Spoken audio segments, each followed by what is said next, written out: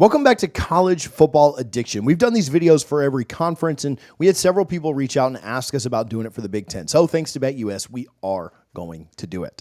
Is the Big Ten about to get screwed when it comes to the college football playoff? We'll talk about that today. We'll talk about the playoff picture and talk about the chances of the Big Ten getting 4 teams competing in the college football playoff. Now, obviously, you know the 4 teams that we're talking about: Oregon, Ohio State, Penn State, and Indiana. Obviously, the champion is in. And when you look at that, you've got 4 Big Ten teams that have a total of 2 losses total.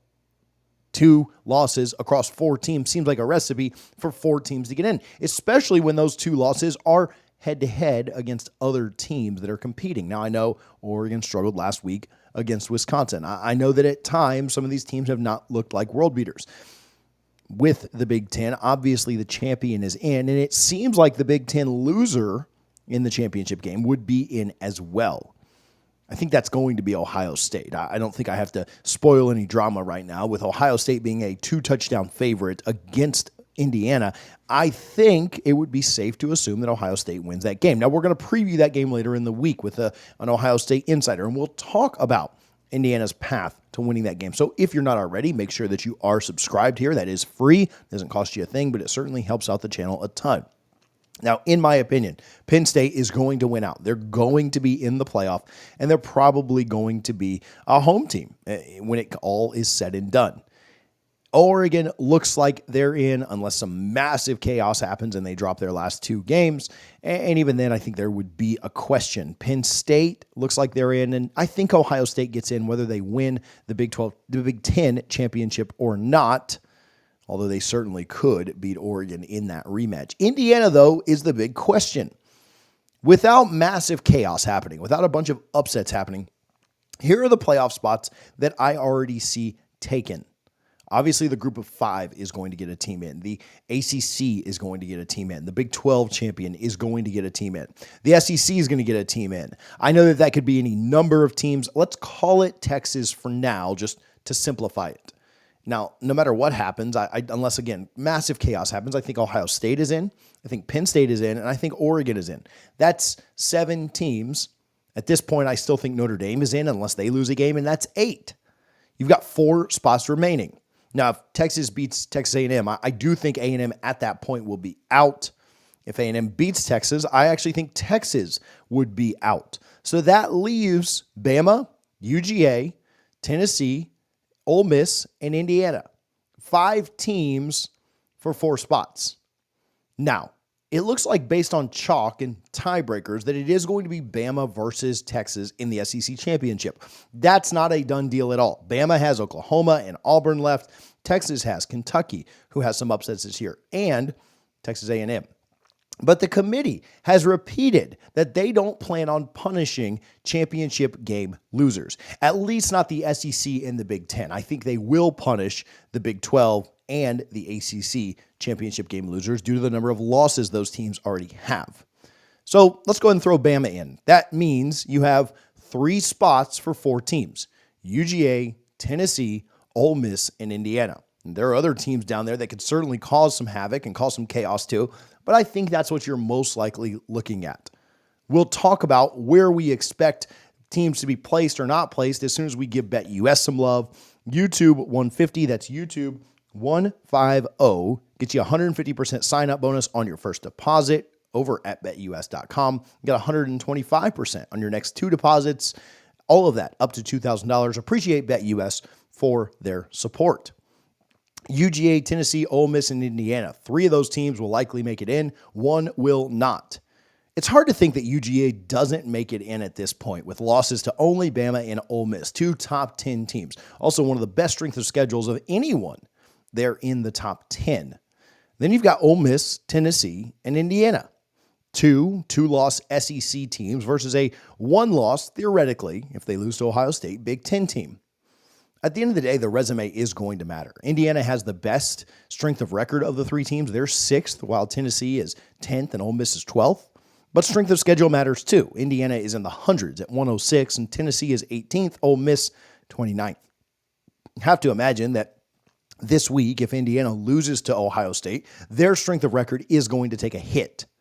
Now, they beat Ohio State. This may become moot. This may become a situation where Indiana goes to the Big Ten championship. And if they were to obviously beat Oregon, they'd be in. If they lose to Oregon, I still kind of wonder, would they be out?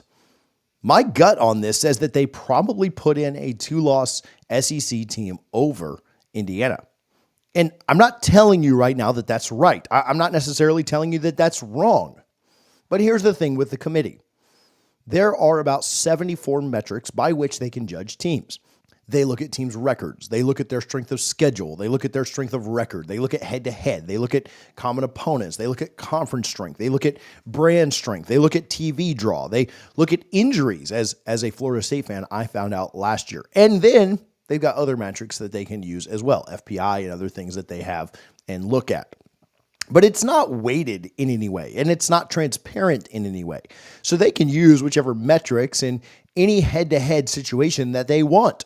And the other thing about the committee is they don't even have to apply the same logic between 3 different teams that are in order. Look at last year, for example, between 4 and 5 and then 5 and 6. Bama, Florida State, and UGA. As someone who was very intimately close with this decision, they put Florida State behind Alabama, saying that they thought Bama would beat them in a head-to-head, but then ranked Florida State ahead of UGA. For what reason, I'm not sure. We all saw how that Orange Bowl went down. But if your logic was we need to put Florida State behind Bama because of who we think would win on the field, why was Florida State still ranked above UGA? Why were they still ranked ahead of Ohio State? Why were they still ranked ahead of Oregon going into the bowl season? Well, because the committee doesn't have to make decisions based on any sort of logic. They can use the metrics that they feel between a certain matchup and then use a completely different set of metrics for the next. Now, some chaos here could certainly help Indiana a ton. Maybe A&M loses to Auburn. Maybe Alabama loses to Oklahoma. Maybe Alabama loses to Auburn at the end. Maybe Notre Dame loses to Army, although that may create different problems with Army being a potential undefeated service academy. Or Indiana could certainly just go out and beat Ohio State. Obviously, that is easier said than done.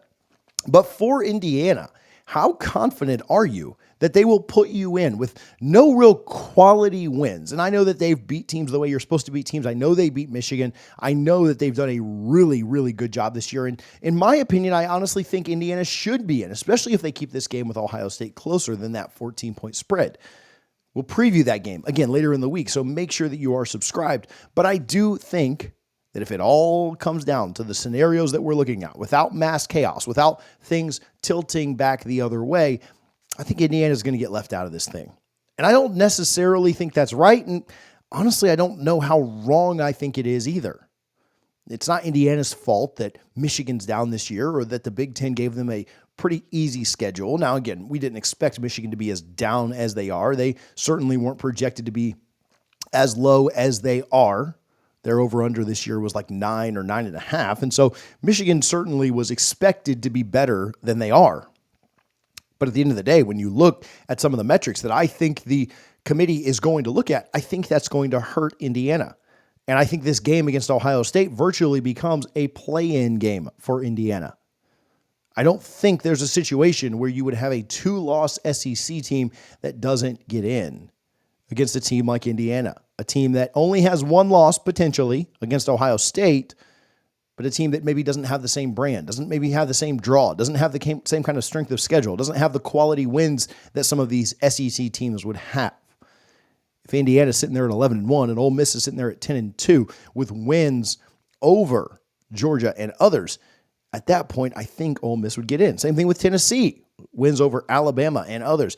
I think Tennessee would be your team that gets in. Now, there's another debate that could be had about Tennessee and Ole Miss, who's more deserving there, but I honestly think both of them would get in over Indiana. What are your thoughts? And is the Big Ten getting screwed here? If you had any 11-1 SEC team, even if it was a SEC team that only played one premier opponent, one opponent that was looking to go to the playoff, right? Say Missouri was 11-1, and they only had one big top 10 game, and they dropped that in a close game. You better believe that Missouri would be in the playoff. What about Ole Miss? If Ole Miss only had one premier game that they dropped in a close one, would they be in? Probably. What about Notre Dame?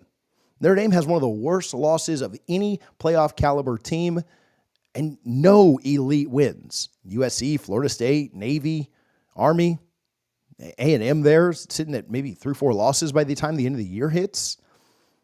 I don't necessarily know that it would be too much different. I do think that the SEC teams would probably still get in. And I don't necessarily think the Big Ten has that same brand cachet this year in the committee's eyes. I'm not telling you that that's what I would do. I'd probably have Indiana in. At some point, you have to get in the mindset of the games on the field matter. And though a schedule may have been easier, you beat a Power 5 schedule and you only lose to a top 3 team close, you probably deserve your way in to prove it in the playoff. Otherwise, we are basically just ranking these teams based on who would win in Vegas, and in that situation, I think the SEC team's going to be in. What do you think, Indiana fans? What do you think, Big Ten fans? Is this a concern of yours? Do you not care? Do you think I'm making much ado about nothing?